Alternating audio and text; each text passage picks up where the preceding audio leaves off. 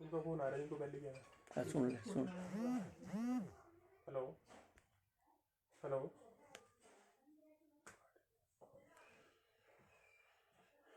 हितेंद्र शर्मा। हाँ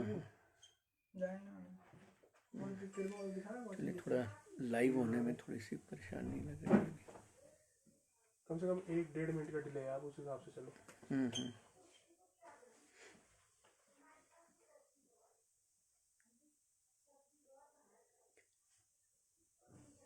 साथियों, ज़रा धीरे धीरे लोग जुड़ रहे हैं तो मैं 2 मिनट का और समय लेता हूँ।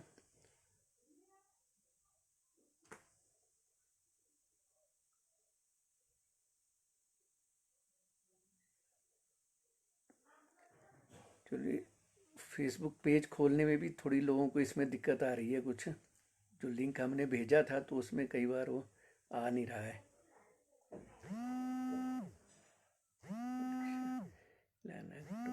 नमस्कार नमस्कार।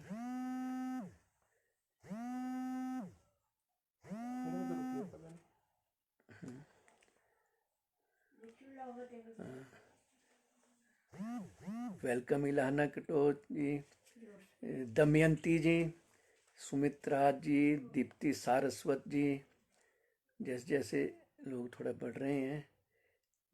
नमस्कार आप सभी को, नमस्कार। हितेंद्र जी, टॉप स्क्रीन खाली चल रही है। एक सेकंड जरा कर फोन उसी पे। टॉप स्क्रीन खाली कैसे चल रही है यार? अभी भी क्या टॉप स्क्रीन खाली चल रही है हितेंद्र जी? कैमरा एडजस्ट करो। अब देखिए,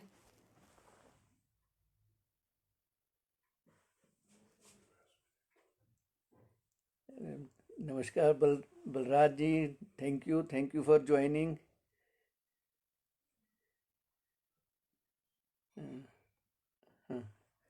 हितेंद्र जी, अब ठीक आ रहा है क्या कैमरा?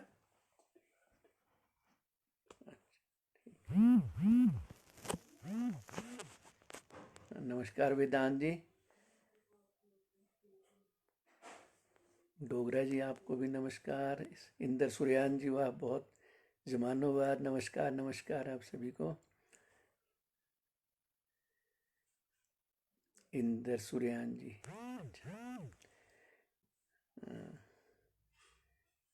अच्छा ठीक है हितेंद्र जी, धन्यवाद धन्यवाद। और अब मैं आरंभ करता हूँ जैसे जैसे। थैंक यू सिद्धांत चंदेल जी, थैंक यू। ठीक है जी। हरी कश्यप जी, नमस्कार नमस्कार। दीप सुदर्शन सृष्टि, आपको प्रणाम मेरा। अभिषेक तनवर, नमस्कार। अब साथियों, आपको मेरा नमस्कार। मैं सुशील तनवर आप सभी का, जो भी ऑनलाइन हमारे साथी साथ जुड़ रहे हैं, दिल से अभिनंदन करता हूं, आप सभी का अभिवादन करता हूं। और क्योंकि ये मेरा पहला कार्यक्रम है ऑनलाइन किसी भी तरह के मंच से, और विशेष रूप से इस मंच से जो हिमाचल कला संस्कृति भाषा अकादमी का मंच है, जिसमें केवल विद्वान, साहित्यकार, कलाकार और ऐसे लोग जुड़ते हैं जो अपने अपने विषयों में पारंगत हैं।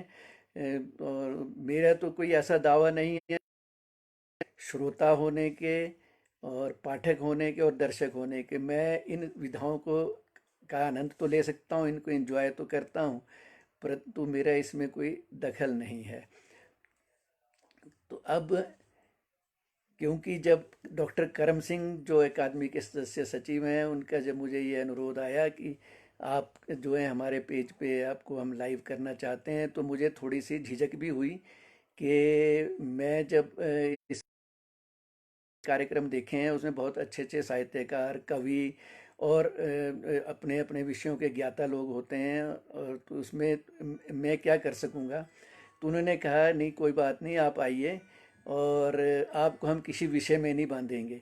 इसके लिए मैं डॉक्टर करम सिंह का धन्यवाद करता हूँ, और जिन्होंने मुझे अवसर दिया। अच्छा, फिर मुझे सबसे बड़ी बात ये है कि मेरे दिमाग कि ये ऐसे लोगों का मंच है जो अत्यंत संवेदनशील हैं समाज में, और जो समाज की हर बात को अपने हिसाब से व्यक्त करते हैं, समाज को उनके विचार प्रभावित करते हैं।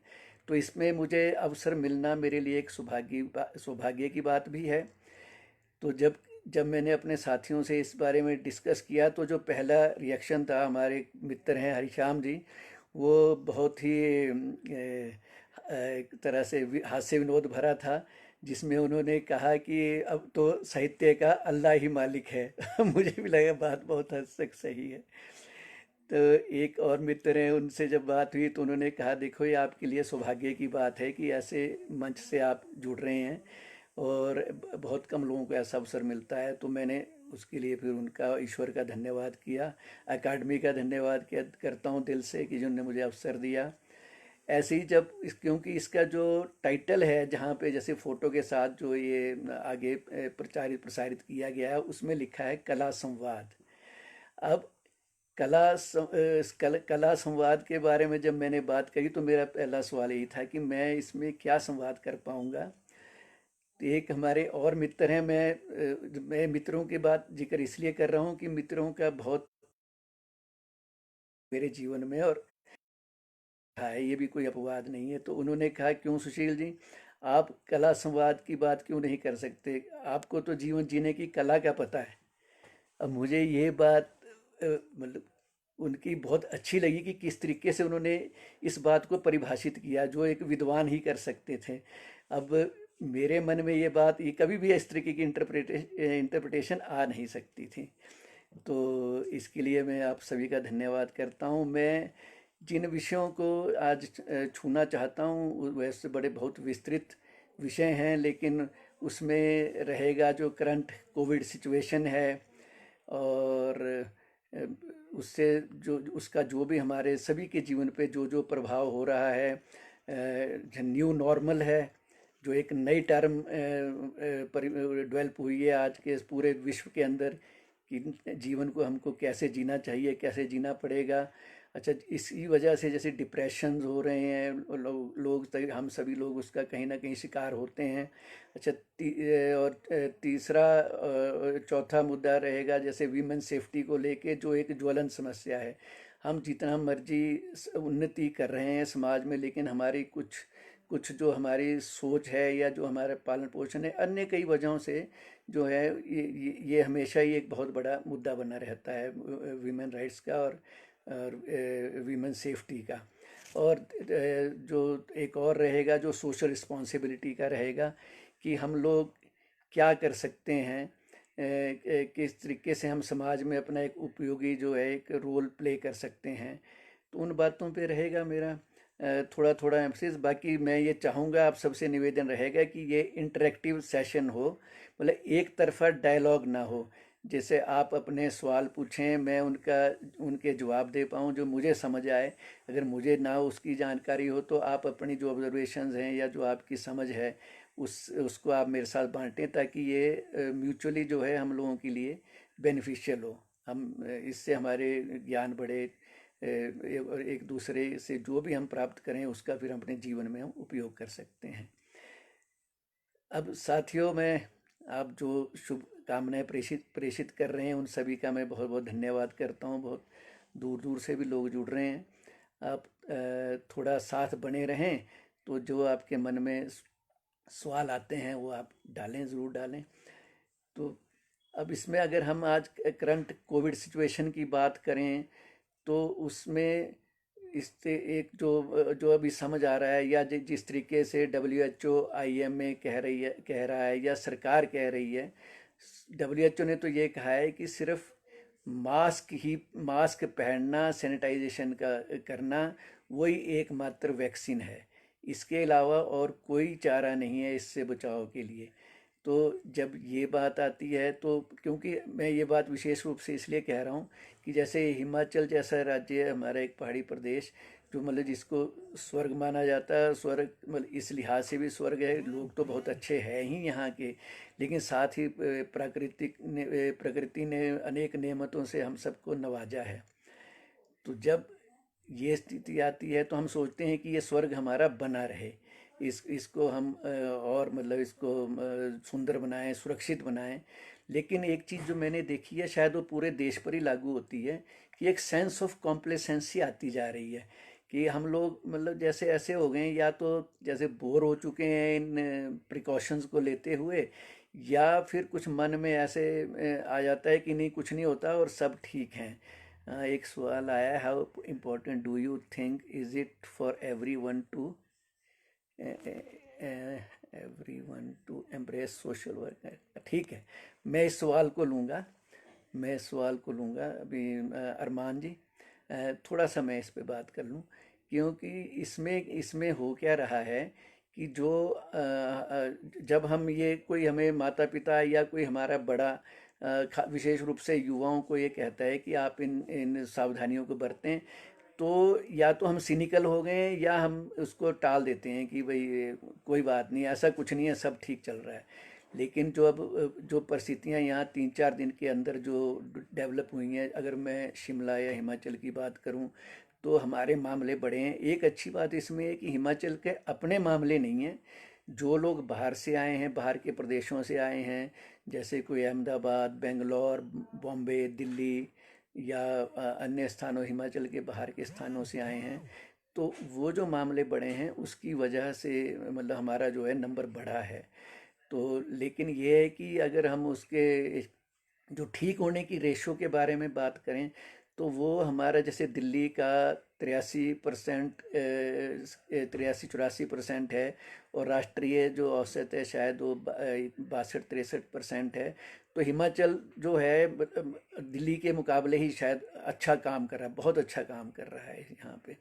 तो लेकिन अगर हमें कोई सावधानियां बरतने को कह रहा है, तो बजाय उसका मजाक उड़ाने के, यदि हम ये मान के चलें कि जो ये कह रहे हैं, we are a team, they are not against us, they are not lecturing us, है ना, वो हमारे बचाव के लिए, और हमारे ना केवल अपने बचाव के लिए वो हमें कह रहे हैं, इससे मतलब समाज में, घर परिवार, हम सभी लोग बचते हैं।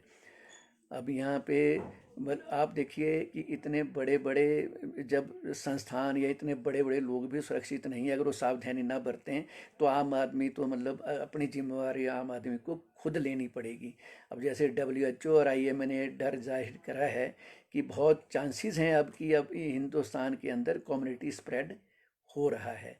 तो अगर ऐसी स्थिति आ गई तो ये बहुत भयावह होगी। अब जैसे हमारे साधन, कोई हम अमीर देश तो है नहीं, अमीर देशों के हालात भी हमने देख लिए हैं, चाहे वो USA हो, इंग्लैंड हो, इटली हो, इतने संपन्न देश हो के भी और अमीर देश होने के बावजूद भी वो लोग कुछ इसमें कर नहीं पाए ज़्यादा, बल्कि हमसे ज़्यादा स्थिति उनकी खराब है। तो हमारे पास एक ही उपाय है, प्रिकॉशंस, प्रिकॉशंस, प्रिकॉशंस। और जो डूज़ एंड डोंट्स हैं उनका हम बहुत गंभीरता से पालन करें। अब जैसे यहाँ 3-4 दिन पहले की बात है, मीडिया में बहुत वो खबर रही, मुख्यमंत्री को मिलने के लिए हिमाचल प्रदेश के दिल्ली से लोग आए। अब वो 4 लोग थे, तो अपना जैसा कि यहाँ का नॉर्म है, उन्होंने अपना कोविड के टेस्ट कराए थे, नेगेटिव रिपोर्ट के साथ आए थे। तो एक दिन पहले जब वो सेक्रेटरीट में समय लेने के लिए गए, तो वहाँ उनसे ये बहुत अच्छी बात रही कि यहाँ पे जो स्टाफ है, गवर्नमेंट स्टाफ है, गवर्नमेंट सिस्टम है, वो बहुत अच्छा काम कर रहा है। उन्होंने उनसे पूछा, उन्होंने अपनी रिपोर्ट्स बताई, तो उन्होंने पूछा आपकी ड्राइवर की रिपोर्ट कहाँ है। जब उन्होंने कहा कि जी ड्राइवर की रिपोर्ट तो अभी उसको आके पूछते हैं, तो उसका तो टेस्ट नहीं हुआ था। जब टेस्ट नहीं हुआ तो उनको जब फिर तो मतलब कोई चारा नहीं था क्वारंटीन करने के। जब उसका टेस्ट हुआ तो अगले दिन जो रिपोर्ट आई वो पॉजिटिव आई। अब वो उनको इंस्टीट्यूशनल क्वारंटीन किया गया है। तो इस तरीके से सुरक्षित कोई भी नहीं है। अब पहली बार अंदर जैसे बालूगंज एरिया को कंटेनमेंट जोन बनाना पड़ा, हालांकि वो कल तक रिपोर्ट्स आ जाएंगी, तो ईश्वर करे कि वो खुल जाए और सब पहले की तरह चले। लेकिन ये वार्निंग सिग्नल्स हैं हम सब के लिए कि आप अपना ध्यान रखें, आप अपना बचाव करें। अब मैं, चलो, इनका सवाल लेता हूँ कि how important do you think is it for everyone to embrace social work. देखिए, जो सोशल वर्क है वो इम्पोर्टेंट क्या, वो एक तरह से मैंडेटरी है। बेसिकली सोशल वर्क है क्या, हम किसकी सेवा करते हैं, हम स्वयं की ही सेवा करते हैं। वो कैसे, कि खुद की सेवा हम कैसे कर रहे हैं कि we are part and parcel of the society, है ना। और हम इससे डायरेक्टली इनडायरेक्टली जब से हमारा जन्म होता है तब से हम बेनिफिट इसका उठाना शुरू कर देते हैं। यहाँ तक कि जब हम इस संसार को छोड़ के आते हैं तो वो समाज ही है जो हमें जो हमारे जो सारे जो क्रियाकर्म और सारी चीज़ जैसे जैसे अपने अपने धर्म सोच और विचारों के हिसाब से करता है। तो ये तो मतलब इसमें कोई ऑप्शन है नहीं है कि समाज सेवा में आप कोई ये सोचें कि भाई मैं ये ज़रूरी है करना या करना ज़रूरी नहीं है। देखिए, एक मित्र ने बहुत अच्छा एक छोटा सा एग्जांपल दिया भी ये। अगर हम ये सोचते हैं या सवाल मन में उठता है तो उसकी वजह ये है कि हालांकि हमारे जो वे ऑफ लाइफ है, जिसको चाहे धर्मा कह लो चाहे वो किसी का भी है, वो एक तरह से सेवा के भाव को ही आगे बढ़ाता है, लेकिन हम उस चीज़ को थोड़ा भूल गए या वो दृष्टि विगत हो गया है, मतलब जैसे आउट ऑफ माइंड हो गई है वाली चीज़। उन्होंने कहा कि देखो, जब बच्चा पैदा होता है, जब बच्चा जन्म लेता है तो उसका उसका उसका कोई मतलब धर्म नहीं होता, उसका कोई नाम नहीं होता। धर्म तो बात की बात है, उसका कोई नाम नहीं होता, उसकी कोई जाति नहीं होती, हाँ, और उसका कोई नाता रिश्ता भी नहीं होता।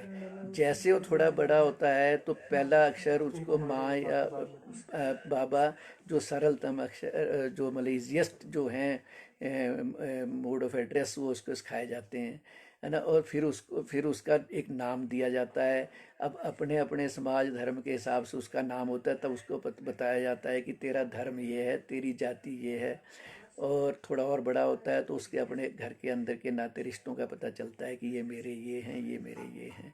और बड़ा होता है तो स्कूल जाता है, दोस्त बनते हैं, ऐसे पढ़ाई लिखाई होती है, फिर कोई अपना प्रोफेशन चुनता है और फिर शादी ब्याह होता है, परिवार की जिम्मेवारियाँ लेता है। लेकिन ये कभी नहीं उसको सिखाया जाता है कि उसका तेरा जन्म जो है इंसान के रूप में हुआ है और इंसानियत के प्रति तेरी जिम्मेवारी है खुद इंसान होने के नाते, है ना। और तो इसमें अब ये है कि इसमें चॉइस कोई नहीं है इस हिसाब से आप देखें तो, क्योंकि जो भी हम करेंगे उसका जो बेनिफिशरी हम भी होंगे, हम भी उसके बेनिफिशरी होंगे। ऐसी कोई चीज़ नहीं है इस सोसाइटी में जो हम अपने लिए या किसी के लिए करते हैं उसका लाभ घूम फिर के हमको या सभी को ना मिलता हो।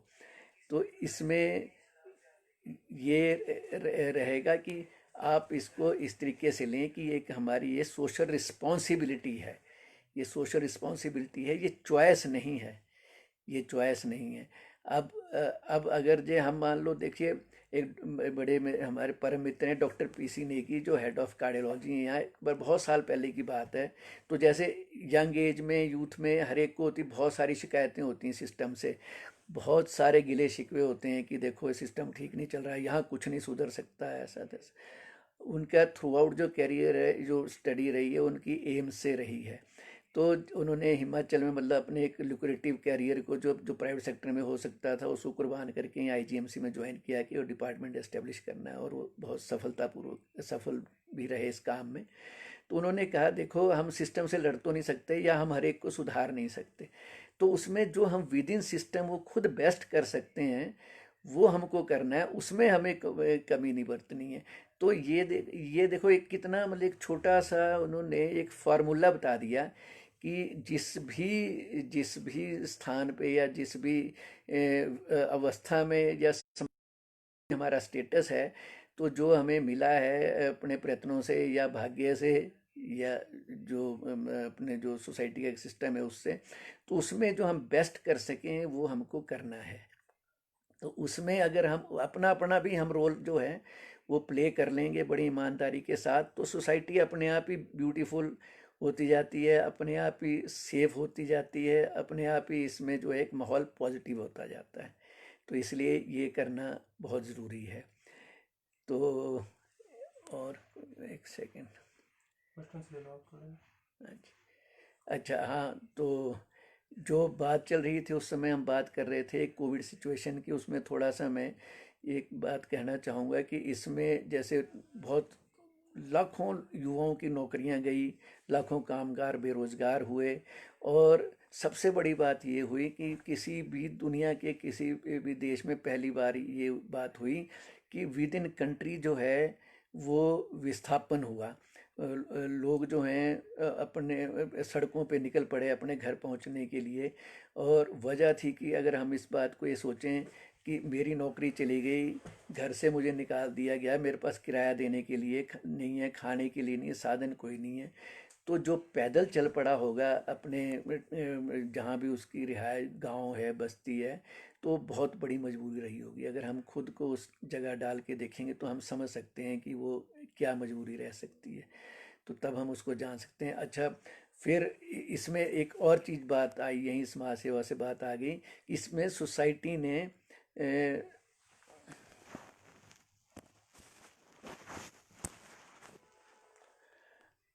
सोसाइटी ने एक बहुत बड़ा रोल प्ले किया, आम व्यक्ति ने, आम नागरिक ने, कि लोगों के भोजन पानी की व्यवस्था खुद से करी, लोगों ने समूह में करी, अपने मतलब ग्रुप्स में सोसाइटीज़ ने करी।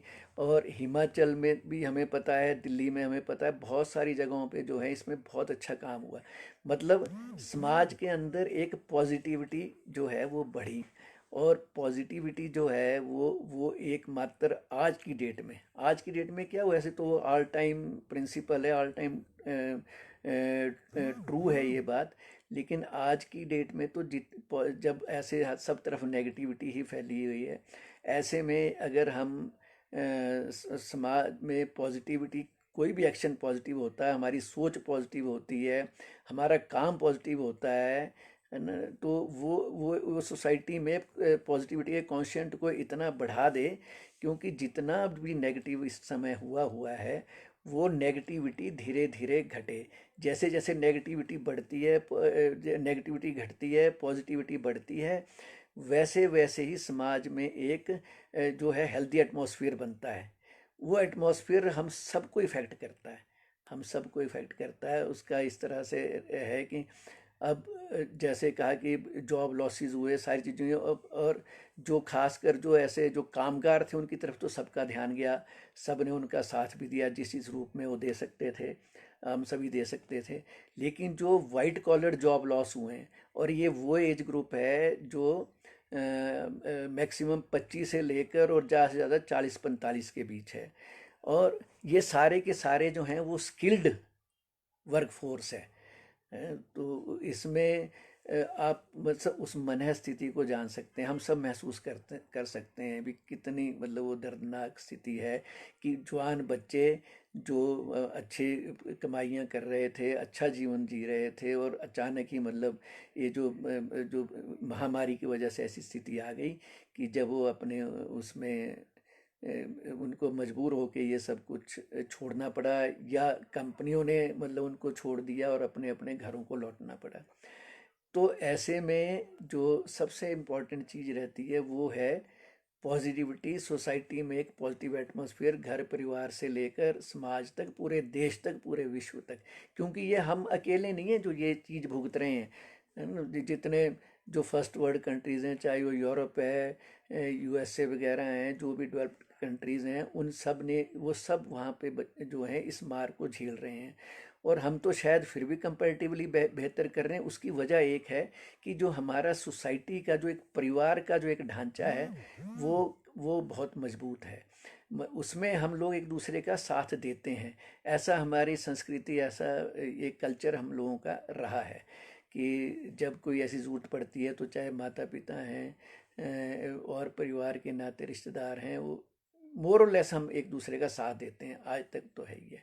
तो इस वजह से बहुत बड़ी वजह रही कि भी आप जो हैं इन स्थितियों का सामना करने में सफल हो रहे हैं। और एक चीज़ और हुई है इससे कि जो मतलब ये भी हमें समझना है कि भी हर आदमी ने कुछ ना कुछ खोया है। इस कोरोना काल में हर आदमी ने कुछ ना कुछ खोया है, चाहे चाहे मेंटली, इमोशनली, साइकोलॉजिकली, या फाइनेंशियली, हर तरह का नुकसान सब ने उठाया है। अब अगर जे लोग छोड़ के गए हैं तो उससे भी एक चीज़ तो हुई है कि अगर उनका उनका अपना रोज़गार गया है तो इंडस्ट्री के लेबर भी की अब जैसे स्थितियां बदलेंगी तो इंडस्ट्री को लेबर मिलने में भी दिक्कत आएगी, आ रही है। और दूसरे मकान लोगों के खाली हो गए जिनकी रेंटल इनकम के ऊपर गुजारा था, है ना। लोकल इकोनॉमी जो उनसे ग्रो करती थी, सामान वगैरह लेने की, वो भी घटी। हर तरह से सभी ने नुकसान उठाया। और मजबूरी ये है कि अब जैसे जैसे वो खुल रही हैं तो लोग खतरे लेकर अपने घरों से वापस भी लौटने का प्रयास कर रहे हैं, क्योंकि वहाँ भी उनके लिए कोई रोज़गार है नहीं है। तो अब ये एक तरह से ऐसा बन गया जैसे एक सोशल पेंडेमिक होती है। ये सोशल पेंडेमिक हो गई है। खाली मतलब ये अपने तक या एक दो तक सीमित नहीं है, ये हम सभी किसी न किसी रूप में इससे इफ़ेक्टिव हो रहे हैं। तो इसमें जो एक चीज़ हो रही है कि वो जब मानसिक रूप से जो है वो भी हम इससे त्रस्त होते हैं, घटते हैं, है ना। अब उसमें कहीं ना कहीं हमारे ऊपर एक स्ट्रेस होता है।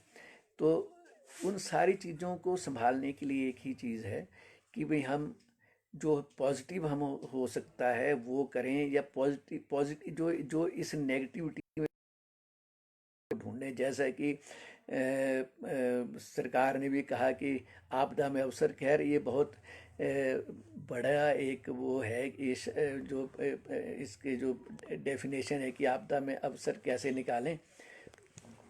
तो लेकिन फिर भी कुछ ना कुछ उसमें तो समझ आया कि हमारी स्किल्ड वर्क फोर्स है।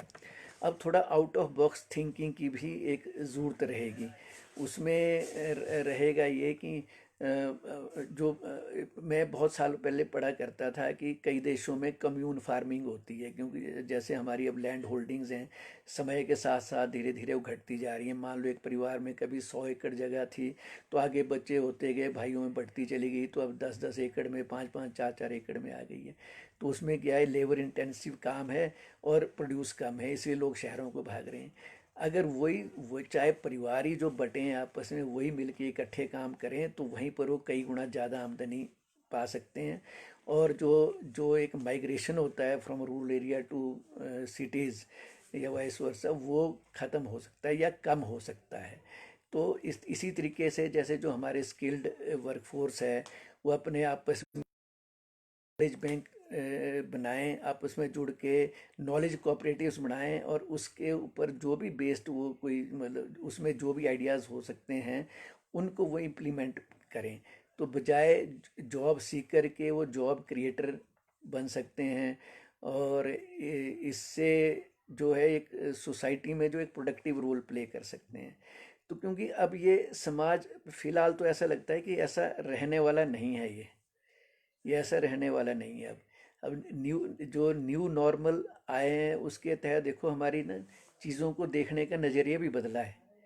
चीज़ों को देखने का नज़रिया ऐसे बदला है कि एक हमारे मतलब परिस्थितियाँ इतनी वो हैं, खतरनाक हैं कि लोग अगर कोई चीज़ ठीक से हो जाता है कोई काम, तो हम सोचते हैं कि भाई बहुत अच्छा हो गया। हमारे हमारे एक बहुत जान पहचान वाले हैं, उनके दिल्ली में उनके मदर की मृत्यु हुई।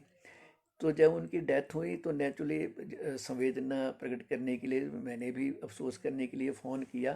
तो उन्होंने मुझे कहा कि भाई जब बातचीत हुई शुरू, तो उन्होंने कहा नहीं बहुत अच्छे से हो गया सारा, हम 3 घंटे में जो है दाह संस्कार करके बाहर आ गए थे, अपने घर पहुंच गए थे। अब ये बात जो है, आप अगर सामान्य परिस्थितियाँ होती तो हम ये बात कभी भी नहीं कहते। हम बताते कि जी ऐसे हारी उमारी ये थी, या अंतिम समय उनका बड़ा अच्छा रहा, या जैसे भी कष्ट उनने झेला या नहीं झेला। पर अब ये क्योंकि जहाँ दिल्ली में हम ये सुन रहे थे कि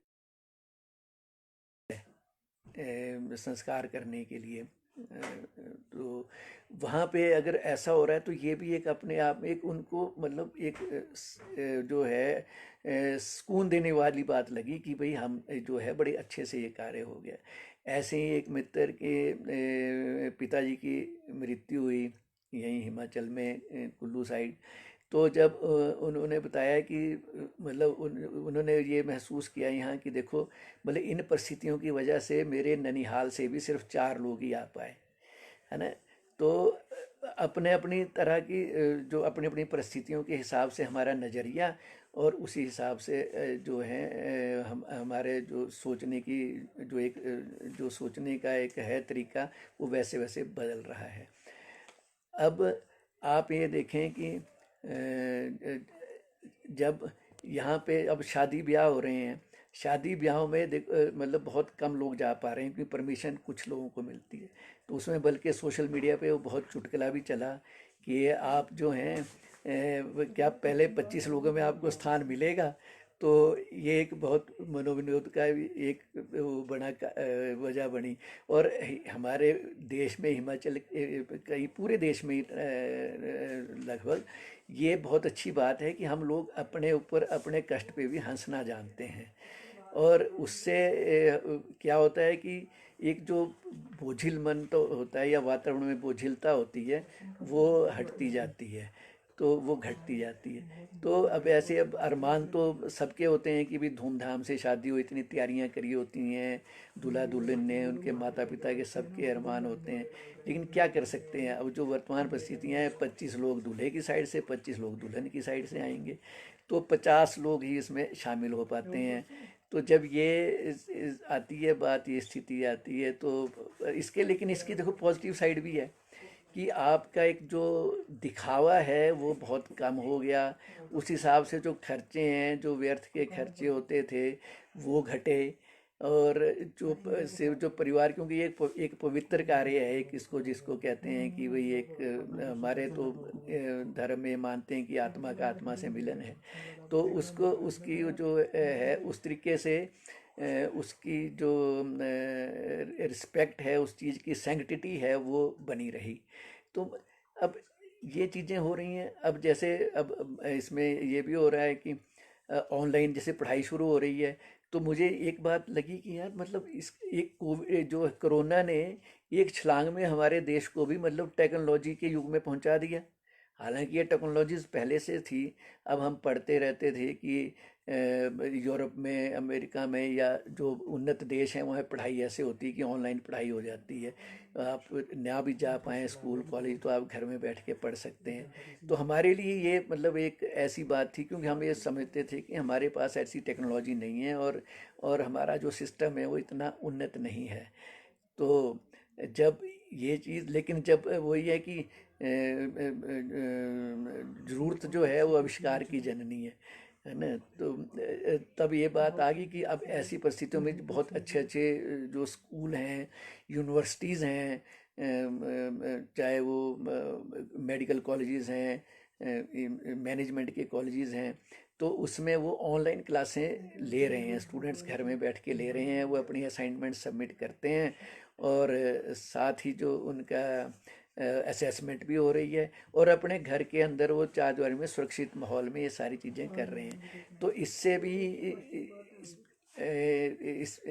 इससे भी जो है एक एक एक ये भी पॉजिटिव का एस्पेक्ट हुआ कि जो भविष्य की नींव रख सकता है शिक्षा के लिए, कि भाई सभी लोग जो हैं वो नहीं जा सकते कैंपसेस में या उन चीज़ों को ज्वाइन नहीं कर सकते। तो ये इकोनॉमिकल तरीका भी हो सकता है एजुकेशन को आगे स्प्रेड करने का। और एक चीज़ और मैंने इसमें देखी कि जो एक मेरे जो अपने हिसाब से या सबके हिसाब से खास करके जो फिज़िकली चैलेंज्ड लोग हैं, उनको जैसे हिमाचल जैसी जगह है तो उसमें बहुत कठिन परिस्थितियां रहती हैं, मोबिलिटी बैरियर बहुत ज़्यादा होते हैं कि अब आपका घर कहीं भाई नीचे जाके है और स्कूल ऊपर है पहाड़ पे जाके, तो और गांव में अगर आप रह रहे हैं तो ये और भी कठिन हो जाता है।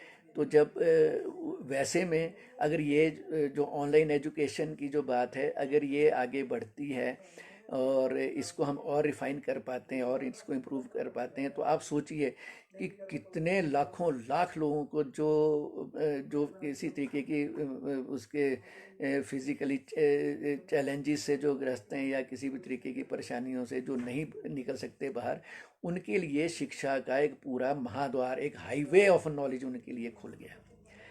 तो अगर मैं सिर्फ ये बात इसलिए कह रहा हूँ कि आप ये समझें कि इससे जो नेगेटिविटी के साथ साथ पॉजिटिव चीज़ें भी हुई हैं। सिर्फ ये है कि हम किस चीज़ के ऊपर ज़्यादा ध्यान देते हैं, नेगेटिव के ऊपर फोकस करते हैं या पॉजिटिव के ऊपर फोकस करते हैं। तो अब अगर जे हम पॉजिटिव के ऊपर फोकस करेंगे, जब भी कहीं कोई बात होती है तो मैं यही कहता हूँ कि भी हर आदमी ये कोशिश करे कि सकारात्मकता हमारे मन में, हमारे परिवार में, हमारे समाज में बढ़े। क्योंकि वो ये जो है, इसका इलाज एक ही है। अगर उसका अगर जहर है तो जहर का एंटीडोट आपको देना पड़ेगा।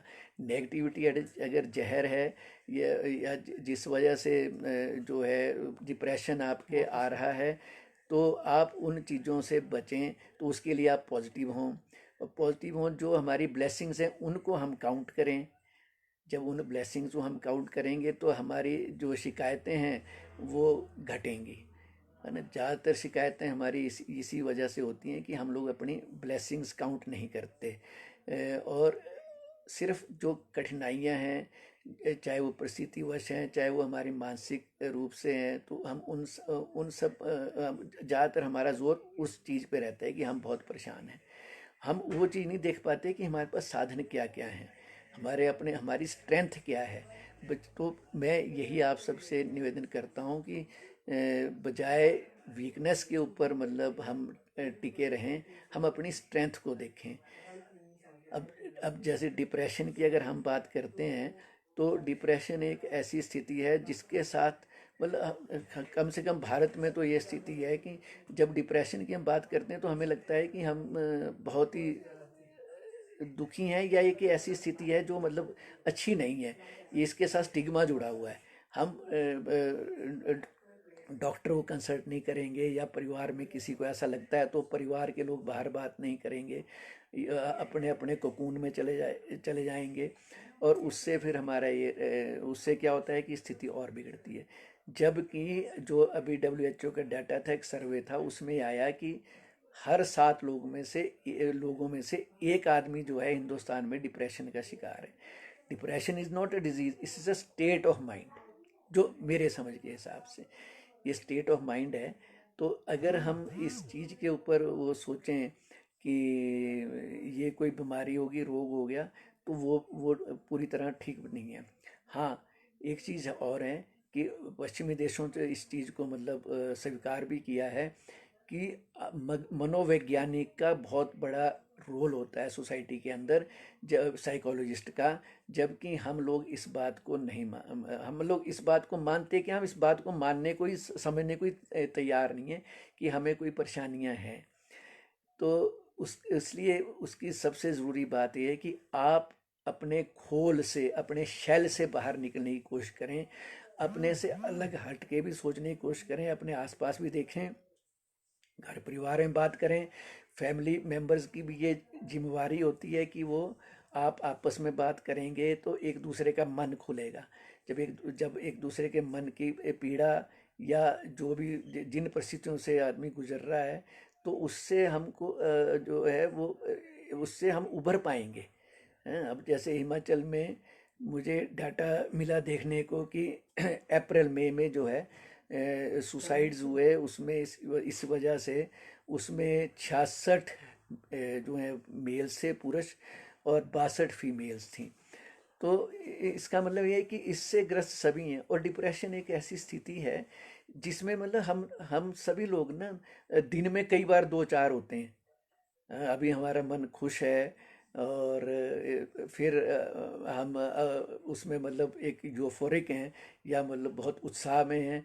थोड़ी देर में कोई चीज़ हमें ऐसी इफ़ेक्ट करती है जिसकी वजह से हम नेगेटिव हो जाते हैं, या डिप्रेशन में आ जाते हैं। अपनी सोच के कैदी हम खुद बन जाते हैं।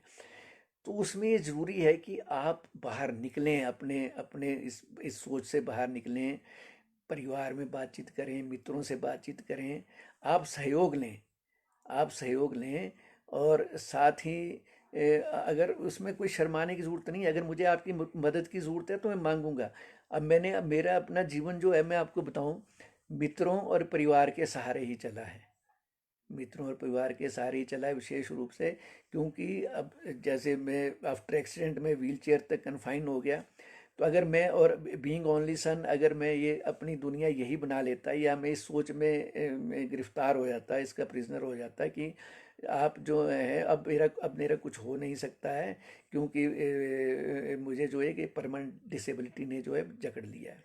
लेकिन नहीं, इसमें सबसे बड़ा रोल परिवार का भी रहा, फ्रेंड्स का बहुत बड़ा रोल रहा, और खुद से भी मैंने कभी ये नहीं सोचा, मेरे हमेशा से सोच एक रही है, वो सॉल्यूशन ओरिएंटेड रही है, कि बजाय हम समस्या के ऊपर हम ड्वेल करें, हम उस चीज़ को सोचें कि भाई ये समस्या है, इतनी बड़ी समस्या है, तो अगर हम उसके सॉल्यूशन को ढूंढेंगे, सॉल्यूशन ओरिएंटेड होंगे, तो जो है हम एक उसके एक बेहतर कंक्लूजन तक पहुंच सकते हैं, बेहतर मुकाम तक पहुंच सकते हैं। तो इसमें यही है कि आप, अगर कुछ नहीं होता है, कोई बात करने को नहीं है, तो आप अपने थोड़ा मेडिटेशन करें, थोड़ा प्राणायाम करें। ये टेस्टेड उपाय हैं, और ये सैकड़ों हिंदुस्तान में सैकड़ों हजारों सालों से ये चीज़ें आजमाई जाती हैं। तो उसमें क्या होगा, थोड़ा मन शांत होता है। जब मन शांत होता है तो हमारी सोचने की और एक पॉजिटिव चीज़ों को देखने की, सुनने की, समझने की क्षमता बढ़ती है। तो इसमें अगर आप ये चीज़ें करेंगे तो स्वाभाविक है कि इसका आपको लाभ मिलेगा। हाँ, मेडिकेशन भी अगर करनी पड़े, साइकेट्रिस्ट से, साइकोलॉजिस्ट से काउंसलिंग करवानी पड़े, तो ये कोई मतलब स्टिग्मा नहीं है। ये इसका मतलब ये नहीं है कि आप बीमार हो गए हैं और आप हाँ, अच्छा, क्वेश्चन है बहुत भाई, बीमार हैं और ऐसा। अच्छा, एक क्वेश्चन आ रहा है, बहुत इज क्वेश्चन है, सोशल मीडिया, इस पे डाल, is social media in this pandemic really helping to, बहुत क्वेश्चन आ रहे हैं अच्छा, भाई। कम्बैट। तो ये हाँ, अब जो सोशल मीडिया है, ये अपने आप में वरदान भी है और अभिशाप भी है। एक आप ये देखो, ये दो धारी तलवार है। अगर मैं मतलब हास्य में कहूँ तो ये एक बंदर के हाथ में उस्तरा भी है। अगर आपका उपयोग, आप इसका उपयोग जो है वो विजडम के साथ नहीं करते हैं, समझदारी से नहीं करते हैं। लेकिन वर्तमान में जो शुरू में जब ये स्थितियां ऐसी बिगड़नी शुरू हुई, तो सोशल मीडिया ने एक बहुत बड़ा रोल प्ले किया है। जागरूकता बढ़ाने में भी रोल प्ले किया है, और लोगों को सावधान करने में इसने रोल प्ले किया है। सूचना का जो प्रसारण है वो बहुत तीव्रता से, इंफॉर्मेशन फ्लो जो है बहुत जल्दी से हुआ है, और हमको उससे मौका मिला है कि हम चीज़ों को संभाल सकें। तो लेकिन साथ ही इसमें ये भी है कि इतना कंटेंट इसके अंदर आता है कि वो सारा का सारा हमें देखना, समझना, जानना ज़रूरी नहीं होता। बहुत सारी नेगेटिव न्यूज़ भी आती हैं, बहुत सारी नेगेटिव आइडियाज़ भी आते हैं, बहुत सारी नेगेटिव फिलोसफी भी आती है, या मिस इन्फॉर्मेशन बहुत ज़्यादा आती है। तो अगर हम इन चीज़ों पे, अगर इन चीज़ों पे हम वो विश्वास कर लेंगे आसानी से, और इनको अपने विजडम के हिसाब से हम इनको नहीं, इनकी वो वेरिफिकेशन करेंगे, तो ये एक बहुत बड़ा नुकसान भी कर सकता है। ये ना केवल इंडिविजुअल को नुकसान करता है, बल्कि सोसाइटी को ही नुकसान कर सकता है, और मतलब ये करता भी है। इसके परिणाम भयावह भी होते हैं। अब जैसे पीछ, पीछे जैसे मतलब ऐसे हुआ कि वो अफवाहें फैली कि जी बच्चा उठाने वाला गिरोह जो है वो गांव में आया हो, या गांव में घूम रहे हैं, वो बच्चा उठा रहे हैं। अब क्या था कि डर बहुत बुरी चीज़ होती है ना, और भोले लोग हैं, तो जब और विश्वास करते हैं जो भी सोशल मीडिया पे, व्हाट्सएप, फेसबुक या किसी और सोशल फोरम पे परोसा जाता है, तो ज़्यादा बहुत बड़ी संख्या है जो इस चीज़ को मतलब वेरीफाई नहीं करती है, और उसको मान के आगे सरका देती है, कॉपी पेस्ट कर देते हैं, आगे बढ़ा देते हैं। तो उसमें ये बात है कि उसका जो दुष्परिणाम है वो ये हुआ कि कई निर्दोष मारे गए, कई निर्दोष लोगों को जो है वो जो पब्लिक हिंसा का शिकार होना पड़ा। अ, तो जो भीड़ की मानसिकता होती है, अगर किसी ने फैला दिया कि भाई आप जो हैं, ये जो व्यक्ति है ये बच्चों को उठाने आया है, या ये कुछ भी है, चाहे चोरी करने आया है, कोई भी ऐसा इल्ज़ाम लगा दिया भीड़ ने, तो उसको वो भीड़ का शिकार हो जाएगा। भीड़ की मानसिकता सोचती नहीं है, वो इधर को चलती, उधर को ही चलती है। तो ये सोशल मीडिया भी एक तरह से भीड़ वाली मानसिकता बन जाता है, उस परिस्थिति को जन्म देता है। अगर आप वहाँ पे उसको वो देखते हैं, इसको आगे इसकी छानबीन नहीं करते हैं। तो मेरा ये आपसे मतलब हम सभी को इस बारे में एक जिम्मेदारी से इसका उपयोग करना चाहिए। कोई भी सूचना आए, कोई भी ऐसी अफवाह आए, कोई भी खबर आए, तो ज़रूर हम उसकी छानबीन करें। और अगर हमें वो पता लगता है कि भाई वो गलत है, तो उसको आगे हम बताएं भी, अपने साथियों के साथ उसको शेयर करें। तो अगला क्वेश्चन है। हाँ, एक मिनट, कुछ सवाल दिए हैं मुझे जो इस पे जो मुझसे शायद मिस हुए होंगे। What are views to handle situation like. जोर से पढ़े। अच्छा, तो कोविड सिचुएशन को इन्होंने भेजा है ये सवाल, अब जोर से हाँ, पढ़ के। सिद्धांत चंदेल जी ने सवाल किया था कि what are views to handle situation situation like कोविड-19 like COVID. In a tourist place like Shimla. हाँ, अच्छा, टूरिस्ट प्लेस जैसे पहाड़ी जो है पर्यटन, हिमाचल पर्यटन राज्य है, यहाँ पे पर्यटकों की एक बहुत बड़ी संख्या आती है, तो उसमें भी हम कोविड, यहाँ पे कोविड सिचुएशन को कैसे वो हैंडल कर सकते हैं। तो सिद्धांत जी, इसमें जो जो बेसिक प्रिंसिपल है वो तो यही रहता है कि आप हर तरह की प्रिकॉशन लें। जैसे हिमाचल गवर्नमेंट ने एक बहुत अच्छा काम किया कि जो टूरिस्ट आना चाहते हैं यहाँ पे, वो मिनिमम 5 डेज़ की एक तो कन्फर्म्ड बुकिंग के साथ आएंगे, दूसरे उनको अपना कोविड टेस्ट करवा के आना होगा, और अगर वो नेगेटिव रिपोर्ट लेके आते हैं, उनकी नेगेटिव रिपोर्ट आती है और वो भी 72 आवर से ज़्यादा ओल्ड नहीं होनी चाहिए, तो वो आपको अलाउ करेंगे। अच्छा, लेकिन एक हमारी फ़िलहाल ये हमारी होटल एसोसिएशन ने भी बड़ा अच्छा निर्णय लिया। उन्होंने वेट एंड वॉच की पॉलिसी रखी। हिमाचल में एक चीज़ तो है कि लोगों के अंदर संतोष है, मतलब यहाँ ऐसा नहीं है कि भी हाई पैसा, थोड़ी कठिनाइयाँ झेल सकते हैं, लेकिन जो भी सरकार या जो भी यहाँ जो ठीक है, ठीक बात जो होती है उसको लोग फॉलो करते हैं या आपस में विचार विमर्श करके उसका पालन भी करते हैं।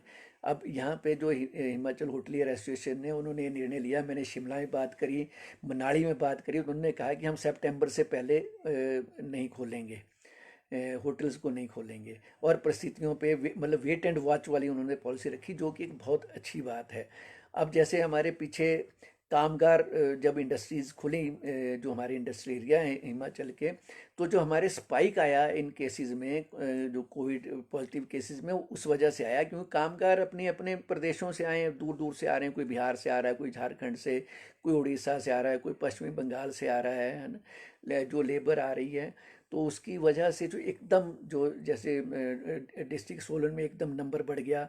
हमारे शिमला के अंदर ऐसे केसेस आए क्योंकि अब और इसका सेब सीज़न शुरू हो रहा है, सेबों का तुड़ान होना है, उसके लिए लेबर भी आ रही है, नेपाली लेबर आ रही है, कश्मीरी लेबर आ रही है, और लोग भी आ रहे हैं, तो वो उन लोगों की वजह से भी नंबर बढ़ा है। तो उसमें अब सरकार ने पॉलिसी, जो इंडस्ट्रियल एरिया के लिए तो ये पॉलिसी बना दी है, ये ऑर्डर कर दिया कि भी हम जो है, आप तब तक जॉब नहीं नौकरी ज्वाइन करेंगे जब तक कि आप इंस्टीट्यूशनल क्वारंटीन नहीं होंगे, और रिपोर्ट अगर आपकी नेगेटिव आती है तो फिर आप ज्वाइन कर सकते हैं। हाँ, अगर कोई इंडस्ट्री इसकी वायलेशन करती है तो उसमें फिर वो सील कर दी जाएगी, टिल फर्दर ऑर्डर्स, या जो भी आगे ऐसा होता है। तो यहाँ तो ये है। अब जैसे पहले बात चली थी कि कोरोना जो है क्वारंटीन टूरिज़्म यहाँ चले किया जाएगा, लेकिन उसके लिए बहुत बड़ी सावधानियों की ज़रूरत है, बहुत बड़े तंत्र की ज़रूरत है ना। अब इसमें हमारा जो सिस्टम है इस टाइम बहुत ओवरवर्कड है। मतलब देखो, मैं वही ना कि न्यू नॉर्मल के तहत नए हीरोज़ अब सामने आ रहे हैं।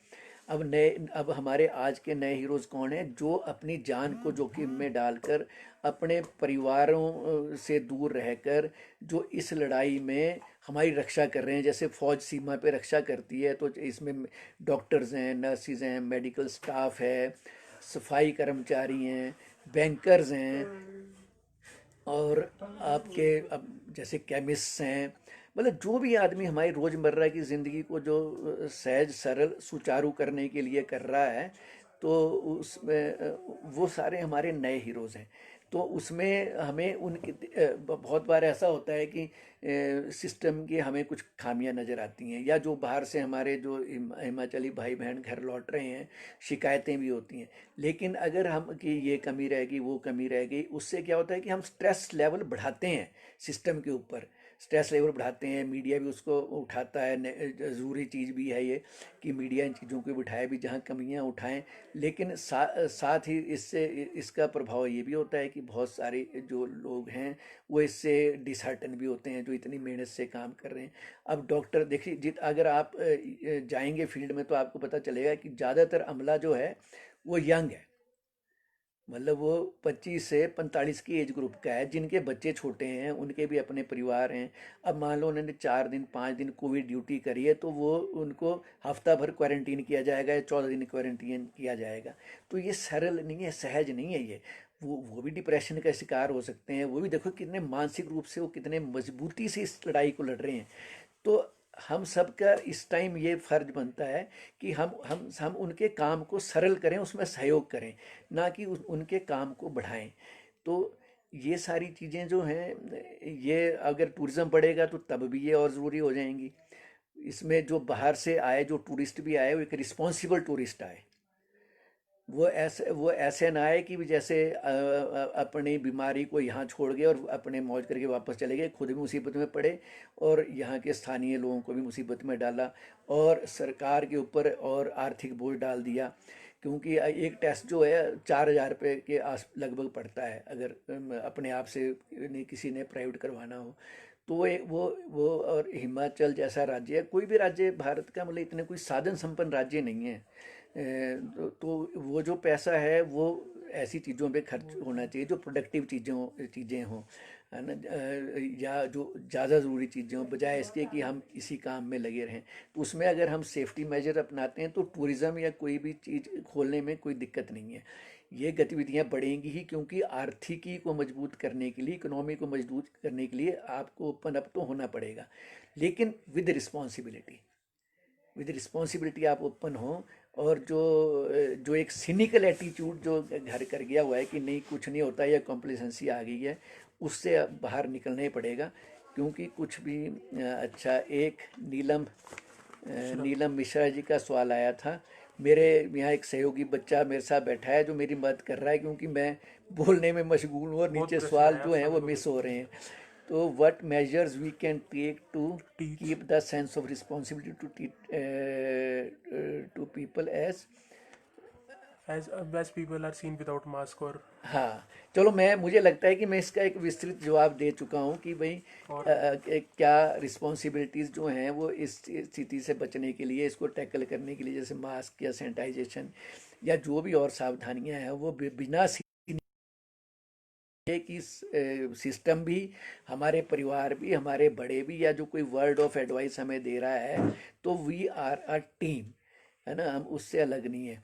अच्छा, वेदांत चंदेल जी पूछ रहे हैं ये क्या, what do you want to to say say about. Markaz incident. अच्छा, मरकज़ इंसिडेंट। देखिए, ये ऐसा है कि आप ना एक कम्युनिटी को जो है वो नहीं कर सकते हैं, जिम्मेवार नहीं ठहरा सकते। हाँ, वो बिल्कुल शुरुआती दौर था, उस टाइम ऐसा कुछ मिथ्या धारणा भी फैली हुई थी और सिस्टम भी उस तरह से अभी चौकस नहीं हुआ था। जो मरकज़ वगैरह के जो घटनाएं घटी, तो उस समय हमें लगा कि ये शायद यही लोग जिम्मेवार हैं, इनकी इनकी वजह से ही शायद ये बात हुई है। लेकिन ऐसा नहीं है। केसेस उसके बाद मतलब इतनी तेज़ी से बढ़े कि हम जो हैं अब 3 दिन के अंदर हमारे 1 लाख केस हो रहे हैं। तो हम एक पर्टिकुलर कम्युनिटी को, एक पर्टिकुलर इंस्टीट्यूशन को दोषी नहीं ठहरा सकते।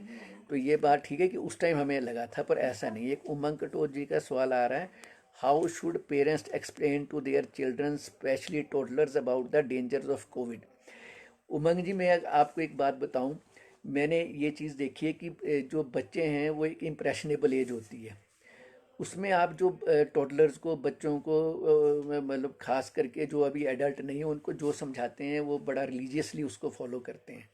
मैं अपने यहाँ का अनुभव, अपनी लोकेलिटी का बताता हूँ कि जब बच्चे बाहर निकलते हैं, सौदा लेने जा रहे हैं, जैसे 10-12 साल की, 13-14 साल की एज ग्रुप के हैं, तो वो मास्क लगा रहे हैं और उन बड़ी बड़ी बड़ी बहुत ही सावधानियां बरत रहे हैं।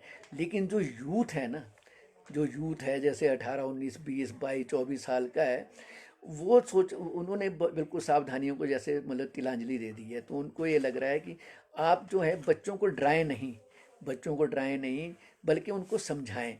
अब जैसे एक हमारे मित्र हैं, तो वो चंडीगढ़ रहती हैं, तो अपनी बेटी को लेकर उनने सोचा 1-2 दिन पहले कि मैं इसको घुमा लाती हूँ, घर में बोर हो रही है। तो गाड़ी में बैठ के वो लोग निकल गए अपने घूमने, तो जैसे सुखना लेक की तरफ गए, तो वहाँ पे भीड़ पड़ी हुई थी। लोग ठेलों से खा रहे थे, छोले भटूरे खा रहे हैं, तो उनने वो बच्चे बहुत डर गई, क्योंकि बच्ची को ये समझाया गया था कि भाई ये जो है ये रोग ऐसा है, इसकी दवा कोई नहीं है, तो सावधानियां ही बरतनी है।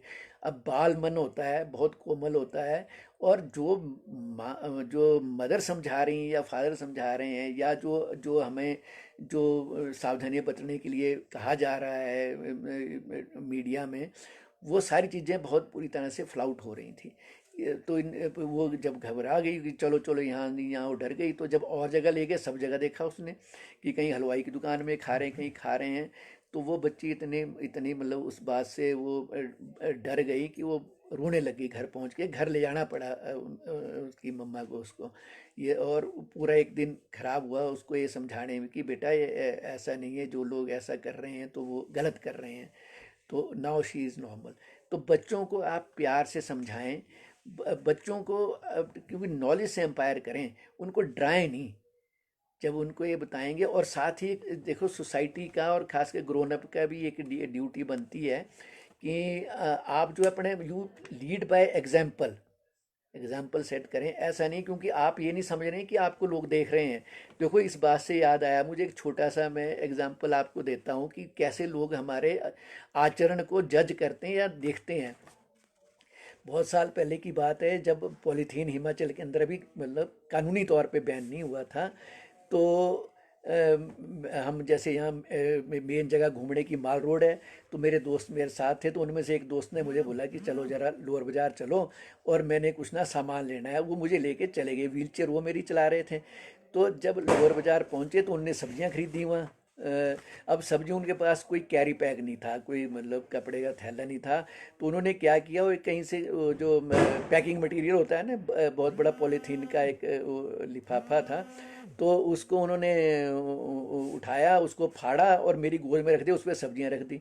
अब हालांकि मुझे तो बहुत awkward लगा, बहुत बुरा लगा, क्योंकि मैं खुद मतलब इस चीज़ को बढ़ावा दे रहा था और उन्होंने मेरी गोद में ऐसा कर दिया। तो उन्होंने बोला थोड़ा सा कुछ और आगे लेना है। जब आगे पहुँचे, लोअर बाज़ार के थोड़ा बीच में पहुँचे, तो वो एक दुकान में चले गए, मैं सड़क में ही था, मेरी वैसी गोद में सब्जियों का वो जो है सब्जियां पड़ी हुई थी पॉलीथीन के ऊपर। तो एक मिठाई की दुकान वाले थे सज्जन, जो मालिक, वो मुझे देख रहे थे। तो उन्होंने देखते रहे होंगे, फिर मुझे मुझे नहीं है पता कि मुझे ऑब्जर्व किया जा रहा है। तो जब मैं बाहर निकला वहाँ से, जब बाहर आया तो नहीं, वो बाहर आया, सॉरी, वो दुकान से बाहर आए और मेरे पास आए, बोले भाई साहब एक बात बोलूं। मैंने कहा जी बोलिए आप। बोले भाई साहब देखो, आपने ना ये पॉलीथीन के ऊपर सब्जियां रखी ना, ये अच्छा नहीं लगा। क्योंकि जो आप बोलते हैं या जो आप बताते हैं, चाहे वो आप में टीवी पे बता रहे हो, चाहे आपसी बातचीत में बता रहे हो, आप मना करते हैं, है ना। और तो मैंने कहा यार, फिर मैंने अपनी मजबूरी बताई कि भाई मेरी मजबूरी, लेकिन साथ ही देखो वो एक ना कैरी वो लेके आए, कपड़े का थैला लेके आए थे, तो उनने वो सब्जियां उसके अंदर डाली और मेरी गोद में रखा। मैंने दिल से उनका शुक्रिया अदा किया और एक लेसन भी लिया कि मतलब जो जो हम कहते हैं, what we profess people observe, we we open our self to scrutiny, public scrutiny. तो इसलिए अगर जैसे बच्ची डर गई, वैसे अगर समाज या मीडिया या कोई भी इस बात को प्रोफेस कर रहा है, हमें सावधानियां बता रहा है, तो वो हमारे आचरण को भी ऑब्जर्व कर रहा है। बच्चा बच्चा बहुत बड़ा ऑब्जर्वर होता है। तो इसलिए बजाय आप उसको कि इस तरह से उसको नज़रअंदाज करें और अपने हिसाब से चलें, वो ठीक नहीं है। ये ले आ गया। एक सेकंड, मैं एक अंतिम क्वेश्चन ले रहा हूँ क्योंकि मैंने ये टाइम बहुत ज़्यादा ले प्रश्न लिया है। है, ले लो सारे क्वेश्चन थोड़े थोड़े करके ले लो। What would you suggest for the variety of school social media presentation? अच्छा, इस पे हमारी बात, हाँ ये ठीक है। हाँ, एक पॉइंट इन्होंने बड़ा अच्छा उठाया है कि जो सोशल मीडिया है, ये भी अगर हम इसका बहुत ज़्यादा उपयोग करें और इसकी छानबीन ना किए बिना या हर चीज़ को ही हम देखते रहें, वो भी एक स्ट्रेस का बढ़ाने का एक बहुत बड़ा कारण बन जाता है। क्योंकि इसमें बहुत सारा, मैं कह रहा हूँ, अनचेक्ड फ्लो ऑफ इंफॉर्मेशन है, अनचेक्ड, है ना। और उसमें मतलब हमें नहीं है पता कि कौन सी चीज़ हमारे दिलो दिमाग पे कैसा असर डालेगी। इसलिए अगर आपको जरा सी, मतलब मेरी एक सलाह है कि अगर आपको कोई चीज़ जरा सी भी नेगेटिव लगती है तो आप उसको मत पढ़ें। कोई ज़रूरी नहीं है कि हम हर चीज़ ही जाने, इस दुनिया में जानने के लिए बहुत कुछ है, तो ये ज़रूरी नहीं कि हम हर चीज़ के ही मतलब नॉलेजेबल हो जाएं और उसका हमें फ़ायदा भी क्या हो रहा है।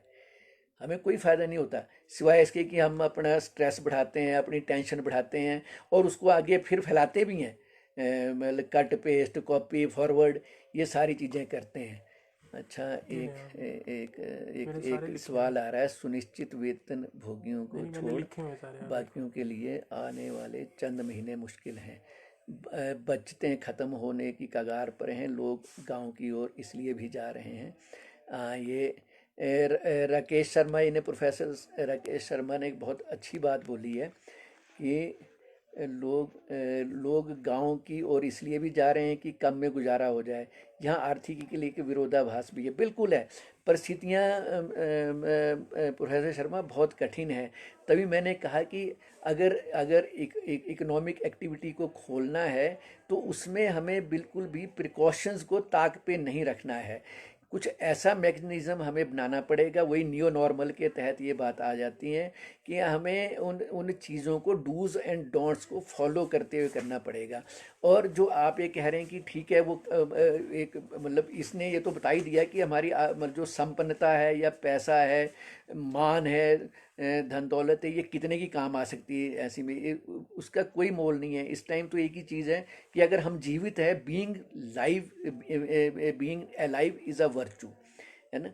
तो जब ये बात हमारे समझ आ गई तो अब हमें जहाँ जहाँ हम हैं, जिन जिन परिस्थितियों में हैं, वहाँ वहाँ हम अपने साधनों को खोजें, कमाई के साधनों को खोजें, उन साधनों को आगे बढ़ाएं, तो तभी बात बन सकती है। अन्यथा तो फिर ये तो आज एक वजह से डिस्प्लेसमेंट हुई, आज हमने एक महामारी झेली है, कल वो कोई और ऐसी परिस्थिति आ जाएगी।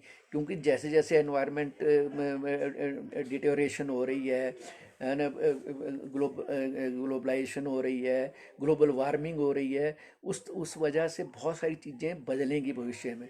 और हम ये उम्मीद नहीं कर सकते थे कि हमारे जीवन काल में ये चीज़ें आ जाएंगी। हमने मतलब जो कोरोना, जो कोविड सिचुएशन है, कभी किसी ने सपने में भी नहीं इस चीज़ के बारे में सोचा होगा। लेकिन लेकिन ये दूर चीज़ से हुई। पढ़ रहे हैं मेरे को नहीं। लेकिन ये वो चीज़ फोन हुई। पे लगे हैं ऑर्डर वाइज तो पे। इससे हमें, मैं सोचता हूँ कि जो इसमें हमने पॉजिटिव चीज़ें लर्न करी हैं या जो इससे हमें लेसन्स मिले हैं वो कैरी करें हम। ये ना हो कि भी जब सब कुछ स्थितियाँ सामान्य होने लगें और हम उसके बाद अपने मतलब we fall back to our old ways, तो उससे हमें बचना होगा। तो उसमें एक सोसाइटी को एक कोहेसिव रोल प्ले करना है। अकेले अब ये नहीं रहे कि हम एज एन इंडिविजुअल नहीं हो सकते। राग अच्छा, राज सिक्का जी ने सवाल किया है, when when corona. Corona vaccine is अब approved who will be preferred to inject that, children, seniors. देखिए राज सिक्का जी, आपने जो सवाल किया है वो टेक्निकल है कि जब कोरोना वैक्सीन डेवलप हो जाएगी तो वो किस किस को लगेगी। तो मेरे ख्याल जो ट्रायल्स हो रहे हैं उसमें जैसे कोई भी दवा की डोज होती है तो उसको उसको निर्धारित किया जाता है कि बच्चे को इतने ml देनी है, एडल्ट को इतने ml देनी है, और वो इतने समय तक देनी है। तो ये एक टेक्निकल मतलब एक डॉक्टर का विषय है। लेकिन इसमें हमेशा ही होता है, जैसे आप दवाई भी लेते हैं तो उसमें लिखा होता है कि use it as per doctor's advice. तो उसमें मतलब बच्चे के लिए भी डोज निर्धारित होती कि इतनी, एडल्ट के लिए डोज निर्धारित होती इतनी, या फिर वो साथ में ये भी एक लाइन जोड़ते हैं कि मतलब take it as per doctor's prescription, doctor's advice. तो ये वो है कि जब ऐसी स्थिति आएगी, ईश्वर करे कि वैक्सीन जल्दी से जल्दी डेवलप हो और इसका इलाज हो और लोग इस संकट से उभरें। अच्छा, घी कटोच जी ने एक सवाल किया है, do you think that this situation has some good some good positive aspect है। एस्पेक्ट? हाँ, देखो, हम पॉजिटिव एस्पेक्ट्स के बारे में हम बात कर ही चुके हैं, है ना, कि इसके पॉजिटिव एस्पेक्ट्स भी हैं। एक तो ये, जैसे टेक्नोलॉजी का एक पॉजिटिव इस्तेमाल हुआ, जैसे ऑनलाइन एजुकेशन है, इसकी एजुकेशन की ये फ्यूचर के लिए एक बहुत अच्छी बात हुई कि इससे एजुकेशन की रीच बहुत ज़्यादा बढ़ जाएगी, बहुत ज़्यादा बढ़ जाएगी। एजुकेशन सिर्फ क्लासरूम तक सीमित नहीं रहेगी, है ना। तो इसके हर परिस्थिति के नेगेटिव्स भी होते हैं, पॉजिटिव्स भी होते हैं। तो अगर हम पॉजिटिव्स की तरफ देखें तो वो ज़्यादा अच्छा रहेगा। मित्रों, अब ये हमने बोला और समय ले सकते हैं। अच्छा, उन्होंने बोला रश्मि जी। अच्छा, क्या नाम है? रश्मि जी। अच्छा, रश्मि जी ने सवाल किया है, what are your inputs on, concept of Atmanirbhar Bharat. अच्छा, कॉन्सेप्ट ऑफ आत्मनिर्भर भारत। तो जो आत्मनिर्भर भारत का कंसेप्ट है ये बहुत अच्छा है। अब जैसे प्रोफेसर शर्माई ने ये कहा कि एक मजबूरी है कि अब लोग जैसे पलायन करा, लोगों ने अपना काम छोड़ के गांव की ओर पलायन किया और ये सोचा कि थोड़े में गुजारा करेंगे। लेकिन ऐसा है कि इंसान हमेशा प्रोग्रेस करता ही है, सोच भी प्रोग्रेस करती है। सिर्फ ये होता है कि उन साधनों को, उन चीज़ों को ये समझने की ज़रूरत होती है कि हम, हमारे पास जो अवेलेबल रिसोर्सेज हैं उनका हम बेस्ट यूज़ कैसे कर सकते हैं। तो क्या था? सुंदर चंडी। हाँ हाँ सुंदर चंडी। हाँ, ठीक है। तो इसमें यही है कि आप उन जो जो अब जो मैंने पहले भी डिस्कस किए थे, जैसे नॉलेज बैंक है, कम्यून फार्मिंग है, और एग्रो बेस्ड इंडस्ट्रीज हो सकती हैं, या होम बेस्ड अपने जो आप घर में बैठ के काम कर सकते हैं। तो उन चीज़ों के ऊपर हम सोच विचार करके, आपस में विचार विनिमय करके अब एक नए तरीके से आगे बढ़ना होगा। अच्छा, एक सवाल आया है सुंदर चंडी। सुंदर चंदेल जी का, what would you say about नहीं। नहीं सुधरेंगे approach of majority of India. India. नहीं, इस बार सुंदर चंदेल जी, इस पे बात हो चुकी है। मैंने वही कहा है कि एक सीनिकल अप्रोच, हम नहीं सुधरेंगे से बाहर निकल कर सीनिकल अप्रोच से बाहर आना होगा। और जो जो आवश्यक है, जो अनिवार्य है, वो करना होगा। इसके अलावा हमारे पास ऑप्शन कोई नहीं है, बेसिकली ऑप्शन कोई नहीं है। चाहे हम अपनी जान को जोखिम में डाल लें, उसके बाद समझे चीज़ों को, या मतलब हम जैसे होता है कि समझदार वो है जो जो लेसन लेता है इतिहास से, या दूसरों को देख के सीख जाता है। वो समझदार नहीं है जो खुद वही गलती दोहराता है और उसके बाद जब ठोकर लगती है तो फिर वो सीखता है। तो इसलिए इस सिचुएशन से खुद बाहर आना ही पड़ेगा, और ये शायद पॉजिटिव्स भी होंगे कोरोना के। अच्छा, मैं अंतिम सवाल ले रहा हूँ वेदांत चंदेल जी का, और स्नेह नेगी का है। How can we stay mentally strong in this situation. इसको हम डिस्कस कर चुके हैं। इसमें यही है कि पहले तो है कि आपस में बातचीत करें। देखो, एक अच्छी इससे एक पॉजिटिव तो ये भी हुआ कि परिवार इकट्ठे हुए हैं, सालों सालों बाद परिवार इकट्ठे हुए हैं जब घरों को लोग लौटे हैं। तो एक सबसे अच्छा काम करें, दिन में एक टाइम, चाहे चलो डिनर में सब इकट्ठे हो सकते हैं, कि dinner that family Yeats to that family eats together stage together. तो उसमें आप लोग सारे, जैसे अपने टीवी सेट्स हैं, गैजेट्स हैं, उन सबको बंद कर दें, प्रेम से भोजन करें, और उसके बाद आपस में डिस्कशंस करें, बातें करें, हंसी मजाक करें। तो वो भी एक स्ट्रेस को मैनेज करने का एक बहुत बड़ा एक रामबाण वो औषधि हो सकती है। क्योंकि उसमें जब परिवार में हम आपस में हंसते खेलते हैं, बोलते हैं, दुखों को ही बांटते हैं। अब जैसे मान लो कि दुख हो जाता है, आते रहते हैं लोग कि जी हो आपके साथ ऐसा हुआ, तो एक पॉइंट ऐसे सेचुरेशन पॉइंट आ जाता है जिसके बाद हम मतलब वो थिनिंग होती जाती है, उसकी उतनी इंटेंसिटी नहीं रहती। तो ऐसी मतलब आप ये जो है स्ट्रेस मैनेजमेंट का बहुत बड़ा, तो जो एक पेनिशिया है मेडिसिन, वो घर के अंदर ही है, हमारा परिवार ही है। तो साथियों, आप सबका जुड़ने के लिए बहुत बहुत धन्यवाद। विशेष रूप से हिमाचल भाषा कला संस्कृति एकेडमी का, इसके सदस्य सचिव का, और जो अन्य सदस्य हैं उन सब का बहुत बहुत धन्यवाद। उन्होंने मुझे ऐसा मौका दिया।